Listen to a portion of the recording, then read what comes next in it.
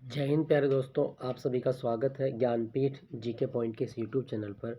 दोस्तों, जीके के mock test के लिए मैंने जो सीरीज़ शुरू की है उसी में मैं मॉक टेस्ट नंबर 2 लेके आया हूं। और ये जो मॉक टेस्ट है आपके आरपीएफ का जो एग्ज़ाम है, आपका जो एनटीपीसी का एग्ज़ाम होगा, आपका जो एसएससी का एग्ज़ाम है, या आप यूपी ट्रिपल एससी का कोई एग्ज़ाम देने वाले हैं, सब में आपके लिए हेल्पफुल होगा। तो चलिए बिना देर के हुए शुरू करते हैं आज का मॉक टेस्ट। ये मॉक टेस्ट आपको पसंद आए तो लाइक कीजिएगा, अपने दोस्तों के साथ शेयर कीजिएगा और मेरे साथ बने रहिएगा। तो पहले क्वेश्चन की ओर चलते हैं। क्या कहा गया है पहले क्वेश्चन में? पहला क्वेश्चन है दोस्तों, इसमें कहा गया है किस ऊतक के नख, खुर और सींग बने होते हैं। दोस्तों, हमें बताना है कि जो मनुष्य के नाखून हैं, सींग हैं पशुओं के, और जो खुर होते हैं वो किसके बने होते हैं। आपके ऑप्शन है यहाँ पे क्यूटाइट के, काइटिन के, क्रेटिन के या क्यूनिसिन के। तो इसका सही जवाब क्या होगा दोस्तों? हमारे जो सींग या नाखून होते हैं वो किसके बने होते हैं? तो इसका सही जवाब है ऑप्शन सी, क्रेटिन के बने होते हैं। ठीक है दोस्तों, क्रेटिन। और क्रेटिन जो है ना एक प्रकार का प्रोटीन होता है, ये आप याद रखिएगा। क्रेटिन प्रोटीन के बने होते हैं हमारे नख, खुर और सींग। क्लियर दोस्तों, आप याद रखेंगे। अच्छा, मैं आपको एक चीज़ और बता दूं। आपसे अगर पूछा जाए कि जो नाखून होते हैं या जो सींग होते हैं पशुओं के, इनको काटने पर दर्द नहीं होता, ऐसा क्यों होता है? तो आप याद रखिएगा, हमारे जो नाखून होते हैं पशुओं के, जो सींग होते हैं वो मृत कोशिका के बने होते हैं। ठीक है, मृत कोशिका के बने होने के कारण इनको काटने पर कोई भी दर्द नहीं होता। क्लियर, याद रखेंगे। तो इसका सही जवाब होगा ऑप्शन सी, क्रेटिन के बने होते हैं सींग, खुर और नाखून। क्लियर। चलिए नेक्स्ट प्रश्न, क्या कहा गया है? हीमोग्लोबिन की अधिकतम बंधुता किसके लिए होती है? तो दोस्तों, हमें बताना है कि जो हीमोग्लोबिन होता है वो किसके साथ बहुत जल्दी बंध बना लेता है। आपके ऑप्शन है oxygen, carbon dioxide, carbon monoxide या नाइट्रोजन। तो इसका सही जवाब क्या होगा दोस्तों? हीमोग्लोबिन की सबसे अधिक बंधुता मिलेगी आपको ऑक्सीजन के लिए। ठीक है, आप याद रखिएगा, ऑक्सीजन के लिए बंधुता अधिक होती है। क्लियर दोस्तों, अगर आपसे पूछा जाए कि जो हीमोग्लोबिन होता है, हीमोग्लोबिन में कौन सी धातु होती है, तो आप याद रखेंगे हीमोग्लोबिन में धातु होती है आयरन। आयरन धातु पाई जाती है हीमोग्लोबिन में। और हीमोग्लोबिन जो होता है ना, हमारे ब्लड को लाल रंग प्रदान करता है। ठीक है, एक्चुअल में जो लाल रंग होता है वो इसी आयरन के कारण होता है, आप याद रखेंगे। ठीक है दोस्तों, चलिए। अच्छा, यहाँ पे लिखा गया आपके एक ऑप्शन में कार्बन मोनोऑक्साइड।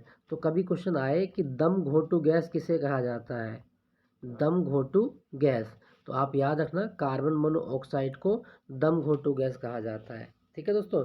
नाइट्रोजन आप जानते हैं, जो हमारे चिप्स के पैकेट होते हैं और जो हमारे सीमन रखा जाता है वो किस में रखा जाता है? वो नाइट्रोजन में रखा जाता है। तो चिप्स के पैकेटों में कौन सी गैस भरी जाती है? नाइट्रोजन भरी जाती है। नेक्स्ट प्रश्न की ओर चलते हैं। क्वेश्चन संख्या 3, क्या कहा गया है? पुरुष के पुरुषत्व के लिए कौन सा गुणसूत्र संयोजी रूप से उत्तरदायी है? तो दोस्तों, हमें बताना है कि कौन सा गुणसूत्र होगा तो पुरुष होता है। तो सही जवाब होगा आपका ऑप्शन डी, एक्स बाई। अगर गुणसूत्र एक्स बाई है, देखो क्या होता है, हमारे पास गुणसूत्र होते हैं 23 जोड़ी। तो 22 प्लस एक्स एक्स है तो ये लड़की होगी। ठीक है, गर्ल होगी। 22 प्लस एक्स वाई है तो ये बॉयज़ को इंडिकेट करता है। ठीक है, तो आप याद रखना, गुणसूत्रों की संख्या होती है 23 जोड़ी। 22 जोड़ी जो होते हैं वो ऑटोसोम होते हैं, ये समान होंगे। लिंग गुणसूत्र जो होता है वो एक्स एक्स है तो लड़की के लिए, और एक्स वाई है तो लड़के के लिए। तो आपसे पूछा गया था पुरुषत्व के लिए, तो इसका सही जवाब होगा ऑप्शन डी, एक्स वाई। जो गुणसूत्र है वो पुरुषत्व के लिए उत्तरदायी होता है। नेक्स्ट प्रश्न की ओर बात करते हैं। अगला प्रश्न, न्यूटन के पहले नियम को क्या कहते हैं? दोस्तों, सर आइजक न्यूटन महान भौतिकविद थे, और इनका जो पहला नियम है ना उसको क्या कहा गया है? उसको जड़त्व का नियम कहा जाता है। जड़त्व का नियम। इस नियम के अनुसार क्या है, यदि कोई वस्तु ब्राह्म अवस्था में है तो ब्राह्म अवस्था में रहेगी, और गति कर रही है तो गति करती रहेगी। कहने का मतलब है कि प्रत्येक वस्तु अपनी स्थिति में होने वाले परिवर्तन का विरोध करती है, इसे ही जड़त्व का नियम कहा जाता है।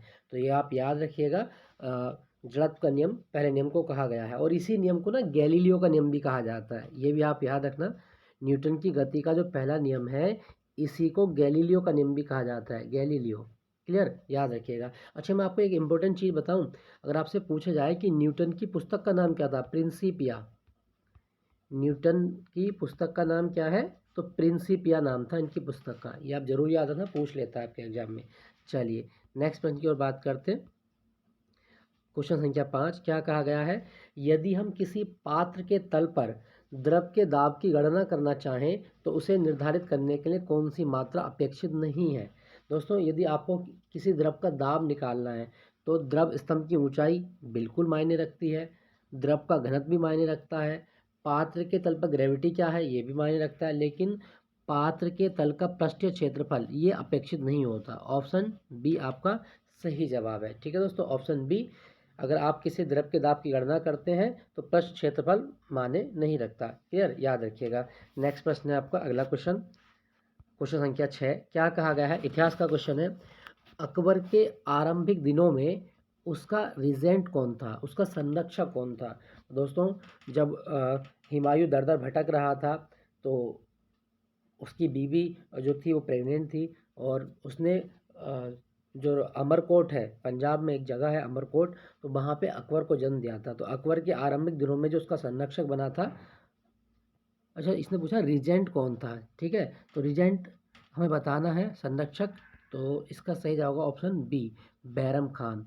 ऑप्शन बी, बैरम खान अकबर के आरंभिक दिनों में उसका संरक्षक था, बैरम खान ने ही इसको शिक्षा दीक्षा दी थी। ठीक है, आप याद रखिएगा। अच्छा, मैं आपको एक चीज़ बता दूं, अगर आपसे पूछा जाए कि अकबर जो है ये कौन से नंबर का राजा है मुगलों में, तो देखो सबसे पहला बाबर, बाबर के बाद में हुमायूं, और हुमायूं के बाद में अकबर, मतलब ये तीसरा मुगल वंश का राजा है। ठीक है, द ग्रेट इसको उपाधि दी गई थी। और अकबर के बारे में ये कहा जाता है कि अकबर जो है ना वो तबला बजाने में बहुत ज़्यादा माहिर था। तबला, ये क्वेश्चन आ चुका है आपके एग्जाम में कि अकबर कौन सा वाद्य यंत्र बजाता था? तबला बजाता था। ठीक है दोस्तों, याद रखेंगे। और अकबर के बारे में एक चीज़ आप और याद रखिएगा कि इसके काल में क्या हुआ था कि हिंदुओं से संपर्क स्थापित होने लगे थे। ठीक है, राजपूत राजाओं के द्वारा शादी कर दी गई थी अपनी लड़कियों की अकबर के काल में। क्लियर, याद रखिएगा। चलिए नेक्स्ट प्रश्न की ओर बात करते हैं। नेक्स्ट प्रश्न, क्वेश्चन संख्या 7, दिल्ली के सुल्तान का पद संभालने से पहले बलबन किस सुल्तान का प्रधानमंत्री था? तो दोस्तों, दिल्ली के सुल्तान का पद संभालने से पहले बलबन जो था ना वो नसीरुद्दीन का प्रधानमंत्री होता था। ऑप्शन ए आपका सही जवाब है, ऑप्शन ए।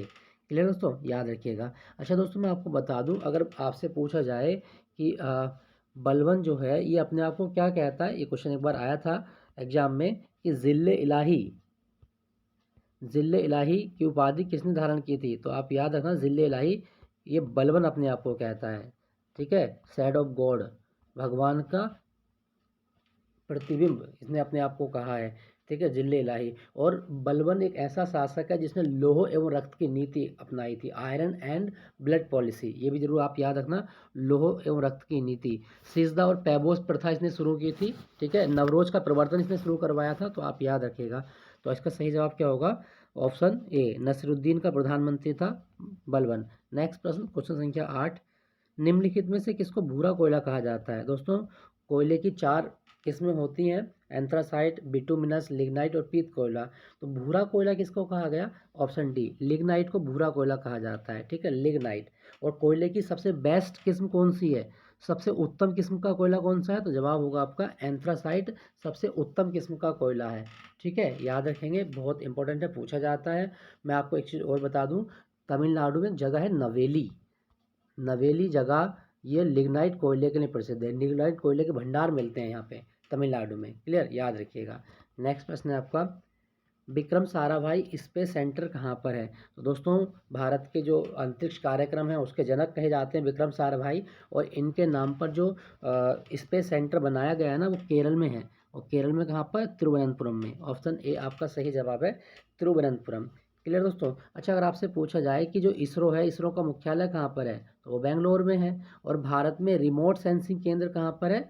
तो रिमोट सेंसिंग केंद्र है आपका हैदराबाद में, रिमोट सेंसिंग केंद्र हैदराबाद। ठीक, चलिए नेक्स्ट प्रश्न है आपका, क्वेश्चन संख्या 10, किसको पर्ल सिटी कहा जाता है? पर्ल मतलब क्या होता है? मोती। तो मोतियों का शहर किसको कहा गया? तो दोस्तों, सही जवाब होगा आपका ऑप्शन डी, हैदराबाद को भारत में मोतियों का शहर कहा जाता है, हैदराबाद। और मैं बता दूं कि हैदराबाद शहर मूसी नदी के किनारे है, मूसी नदी। क्लियर, याद रखिएगा, पर्ल सिटी ये हैदराबाद को कहा गया। अच्छा, कोची लिखा गया है, क्या आपको पता है कि अरब सागर की रानी किसको कहा गया? तो अरब सागर की रानी कोची को कहा जाता है, कोची को कोचीन भी बोलते हैं, ठीक है। ये जरूर याद रखना, पूछ लेता है आपके एग्जाम में।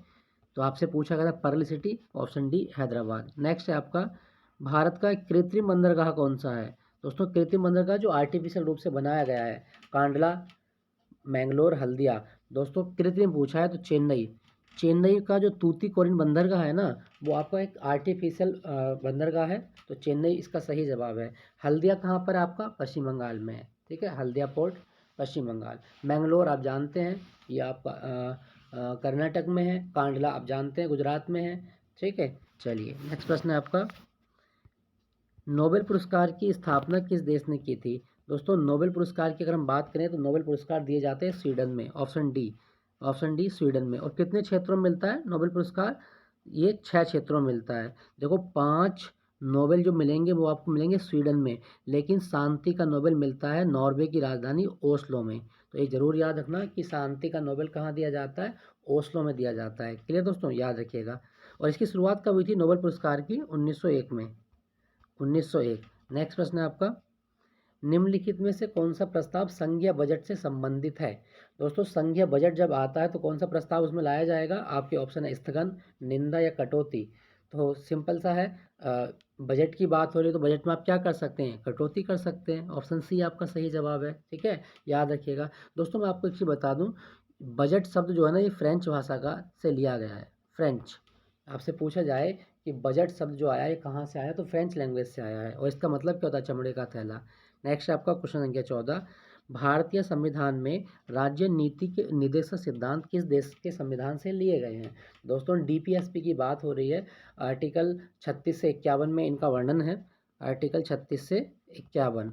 और ये जो होते हैं वो नॉन जस्टिसेबल होते हैं। तो आप याद रखिएगा जो डीपीएसपी लिए गए हैं वो आयरलैंड से लिए गए हैं, ऑप्शन बी आपका सही जवाब है, आयरलैंड से लिए गए हैं। अच्छा, कनाडा से क्या लिया गया? कनाडा से लिया गया है संघ, संघ की अवधारणा ली गई है, ठीक है, याद रखिएगा। और मैं आपको एक चीज़ बता दूं, अपशिष्ट सूची कनाडा से लिया गया है, राज्यपाल का पद भी कनाडा से लिया गया है। ब्रिटेन से आप जानते हैं एकल नागरिकता संसदीय प्रणाली ली गई है, ठीक है। और जो संसदीय प्रणाली के तहत एकल नागरिकता होगी, रिट, रिट जो हम आर्टिकल 32 और आर्टिकल 226 का दायर करते हैं हाई कोर्ट सुप्रीम कोर्ट में, तो वो रिट का कॉन्सेप्ट हमने ब्रिटेन से लिया है, ठीक है, याद रखिएगा। तो भारतीय संविधान में डीपीएसपी का कॉन्सेप्ट आया आयरलैंड से। क्या आपको पता है कि भारत में संविधान दिवस कब होता है? 26 नवंबर को संविधान दिवस मनाया जाता है, ठीक है, याद रखिएगा, पूछा जाता है। नेक्स्ट प्रश्न है आपका, अगला क्वेश्चन, भारत के संविधान के अनुसार संपत्ति का अधिकार कैसा अधिकार है? देखो संपत्ति का अधिकार पहले मूल अधिकार था, लेकिन अब आर्टिकल 300A के तहत, ठीक है, आर्टिकल 300A के तहत इसको एक विधिक अधिकार बना दिया गया है। तो आप याद रखिएगा मोरारजी देसाई की सरकार ने जो संपत्ति का मूल अधिकार था इसको एक विधिक अधिकार बना दिया गया था आर्टिकल 301 के तहत। क्लियर, याद रखिएगा। चलिए नेक्स्ट प्रश्न, कठोर स्टील में क्या होता है? दोस्तों कठोर स्टील की बात करें तो स्टील को कठोरता प्रदान करने के लिए हम उसमें मतलब 1.5 से 2% क्या मिला देते हैं उसमें, उसमें कार्बन मिला देते हैं। इसको इसका सही जवाब होगा आपका ऑप्शन बी, 0.5 से 1.5% कार्बन होता है स्टील, ठीक है। अच्छा, क्या आपको पता है कि स्टील में जंग क्यों नहीं लगता? स्टील में जंग इसलिए नहीं लगता क्योंकि स्टील को जंग से बचाने के लिए उसमें क्रोमियम मिलाया जाता है, ठीक है, याद रखना, सीआर, क्रोमियम मिलाया जाता है। नेक्स्ट प्रश्न आपका, सीमेंट बनाने के लिए किसके मिश्रण को खूब तप्त किया जाता है? दोस्तों सीमेंट बनाने के लिए सबसे इम्पोर्टेंट चीज़ जो होगी वो होगी आपकी चूना पत्थर और मृतिका, ऑप्शन बी आपका सही जवाब है, ऑप्शन बी। अच्छा, सीमेंट की खोज किसने की थी वैसे? तो इंग्लैंड के एक व्यक्ति थे जोसेफ आस्पिडिन, सीमेंट के खोजकर्ता थे जोसेफ आस्पिडिन, ठीक है, याद रखना दोस्तों, पूछ लेता है आपके एग्जाम में। जोसेफ आस्पिडिन इंग्लैंड के थे, इन्होंने सीमेंट बनाया था। क्लियर, याद रखिएगा। नेक्स्ट क्वेश्चन संख्या 18 क्या कहता है, कांच क्या होता है? दोस्तों कांच जो होता है वो सुपर कोल्ड लिक्विड होता है। तो कांच जो होगा वो अति शीतित द्रव होता है, ऑप्शन ऑप्शन बी आपका सही जवाब है, ठीक है, ऑप्शन बी। नेक्स्ट है आपका, ऑक्सी एसिटिलीन ज्वाला का तापमान कितना होता है? तो दोस्तों ऑक्सी एसिटिलीन ज्वाला का तापमान जो होता है ये आपका 4000 डिग्री सेल्सियस होता है। और ऑक्सी एसिटिलीन ज्वाला ये वेल्डिंग करने में काम आती है, ठीक है, याद रखिएगा। नेक्स्ट है आपका जनगणना 2011 के अनुसार देश में सबसे अधिक घनत्व निम्नलिखित में से किस राज्य ने दर्ज किया है। सॉरी, केंद्र शासित प्रदेश हैं ये। तो सबसे अधिक जनघनत्व की अगर हम बात करें तो दिल्ली में है, इन ऑप्शन के अनुसार दिल्ली में, ठीक है, याद रखिएगा। चलिए नेक्स्ट प्रश्न। अच्छा, अगर आपसे पूछा जाए डेमोग्राफी क्या होता है, डेमोग्राफी क्या होता है, तो आपका जवाब होगा जनसंख्या का अध्ययन डेमोग्राफी कहलाता है। क्लियर, याद रखिएगा। नेक्स्ट प्रश्न है आपका पेयजल में कॉपर का अधिकतम अनुमत सांद्रण मिलीग्राम प्रति लीटर कितना होता है। तो दोस्तों, अगर हम पेयजल पी रहे हैं तो कॉपर में अधिकतम मतलब जल में कॉपर की कितनी मात्रा हो जानी चाहिए, तो ऑप्शन बी 0.05% हो जाना चाहिए, ठीक है, मिलीग्राम प्रति लीटर है। क्लियर, याद रखिएगा। अच्छा दोस्तों, अगर आपसे पूछा जाए कि जो पेयजल है, या मैं कहूँ कि प्यास और भूख का केंद्र हमारे दिमाग का कौन सा हिस्सा होता है, तो आप याद रखना हाइपोथैलेमस दिमाग का वो भाग है जो हमें भूख और प्यास का अनुभव कराता है, ठीक है, हाइपोथैलेमस। क्लियर, याद रखिएगा। नेक्स्ट है पहले इलेक्ट्रॉनिक अंकीय कंप्यूटर क्या था। तो दोस्तों, सबसे पहला जो इलेक्ट्रिक अंकीय कंप्यूटर होते थे उसमें क्या यूज करते थे हम, सही जवाब होगा उसमें बाल्ब का यूज किया जाता था, ठीक है, बाल्ब। क्लियर, याद रखिएगा। क्या आपको पता है कि कंप्यूटर का जनक किसको कहा जाता है, चार्ल्स बेबेज को कहा जाता है, चार्ल्स बेबेज, ठीक है, याद रखिएगा। नेक्स्ट है आपका पेनिसिलिन का आविष्कार किसने किया था, तो पेनिसिलिन का आविष्कार किया था आपका अलेक्जेंडर फ्लेमिंग ने।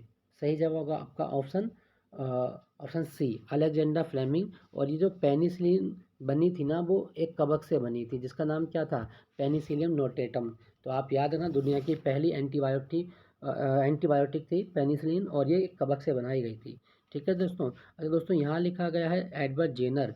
जेनर जो है ना, इन्होंने चेचक की खोज की थी, चेचक।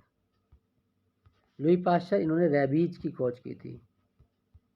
विलियम हार्वे, इन्होंने ब्लड सर्कुलेशन सिस्टम के बारे में बताया था, ठीक है, याद रखिएगा। नेक्स्ट है आपका क्वेश्चन संख्या 24। क्या कहता है निम्नलिखित में से किनके सिक्के संगीत के प्रति उनका प्रेम दर्शाते हैं। दोस्तों, सिक्कों पर बीड़ा बजाते हुए किनको दर्शाया गया था, तो आपका सही जवाब होगा समुद्रगुप्त को दर्शाया गया था। तो गुप्तों के जो सिक्के हैं ना, वो संगीत के प्रति उनका प्रेम दर्शाते हैं, ठीक है दोस्तों, याद रखिएगा। अच्छा दोस्तों, अब अगर हम बात करें संगीत के बारे में, तो संगीत के क्षेत्र में ना एक अवार्ड बड़ा फेमस है, और ये कई बार एग्जाम में आता है, ग्रैमी अवार्ड।